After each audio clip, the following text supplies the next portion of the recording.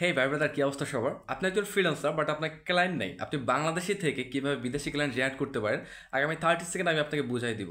এটা কয়েকজন মানুষ জানে বাট বেশিরভাগ মানুষই জানে না। তো যারা না জানে বেসিক্যালি তাদের জন্য ভিডিওটা। ওকে, so let's see.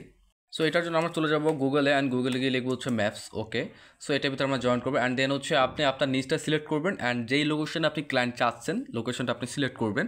Okay, so আমি এখানে কফি শপ দিতে পারি, ডেন্টিস্ট দিতে পারি। সো আমি এখানে ডেন্টিস্ট দিই, অ্যান্ড নিউ ইয়র্কের ক্লায়েন্টের জন্য আমি এখানে লিখি। ওকে ফাইন, এখানে চলে আসবে অনেকগুলো, একটা দুইটা না। দেন এখানে ভিতরে হচ্ছে চলে যাবো যে কোনো একটাতে আমি, বা আমার যেটা ভালো লাগবে আপনি যেটাতে ক্লায়েন্ট পাবেন সেটাতে চলে যাবেন। ওকে, এটার ভিতরে আমি চলে যাবো, অ্যান্ড দেন এখান থেকে ওদের email, phone number, social account, এটা বিভিন্ন যে কোনো একটা কন্ট্যাক্ট সোর্স আমি নিয়ে ওদের সাথে রিচ করার ট্রাই করবো।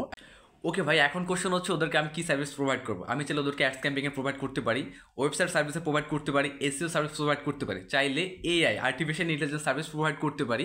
অনেক সুযোগ আছে আমি যেটা কাজে লাগাতে পারি।